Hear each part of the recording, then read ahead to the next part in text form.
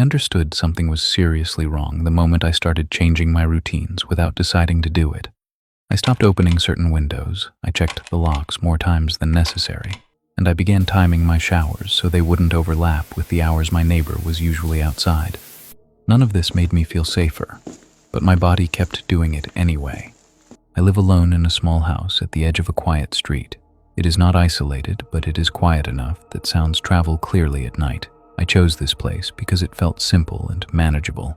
I work from home, I don't receive many visits, and I like knowing exactly what is happening around me. The man who moved across the street did it without drawing attention. No furniture trucks, no conversations with other neighbors, no noise. He came and went quietly, always by himself, and always carrying a small plastic bag tied tightly at the top. I noticed it because he never seemed to forget it, no matter the time of day. At first, I ignored him. Later, I started noticing how often I felt tense when he was nearby, even when he wasn't doing anything openly threatening. The night he knocked on my door, I was already restless. I had locked everything, turned off most of the lights, and was getting ready to go to bed. The knock was slow and controlled, not loud or rushed, which made it worse. When I opened the door, he was standing very close enough that I could smell him and see the dry skin on his face. He did not apologize for the late hour. He did not step back. He asked for milk, speaking in a calm, steady tone.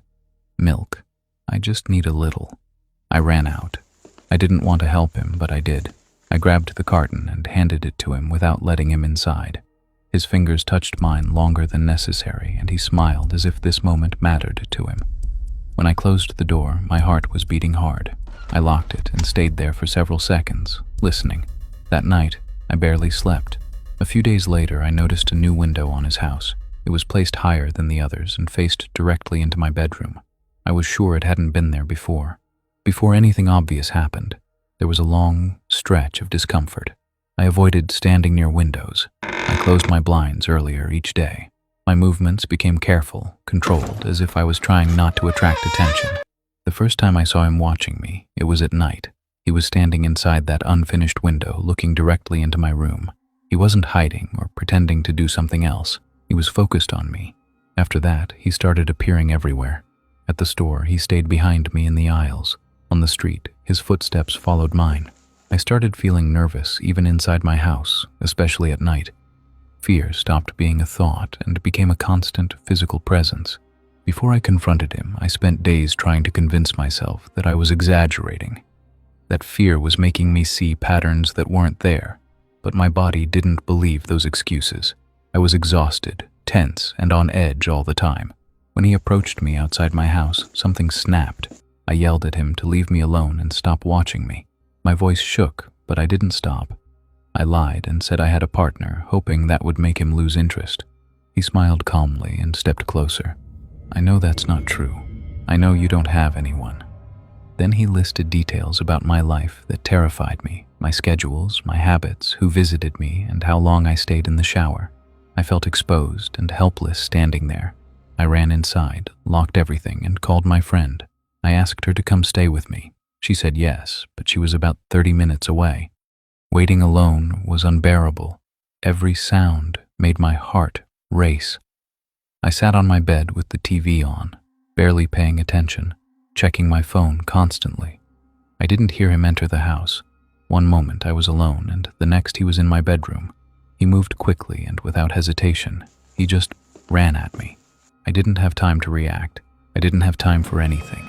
From one moment to another, he was in front of me, grabbing my neck. He restrained my wrists with plastic ties and taped my mouth shut before I could scream. He dragged me outside and forced me into the trunk of his car. The space was tight and the air was heavy. When the car started moving, my body slammed into the metal with every turn. The drive felt endless. I lost all sense of direction. My wrists burned, my breathing became shallow, and panic filled every thought. I screamed until my throat hurt, but no one heard me. When the trunk opened, cold air hit my face hard enough to make me gasp.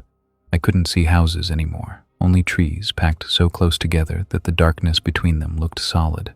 He grabbed my arm and pulled me out, dragging me across dirt and roots while I tried to keep my balance with my hands tied behind my back. Before he started hurting me, he took his time. He tied me to a tree with rope, tightening each knot carefully, checking that I couldn't move my arms or legs.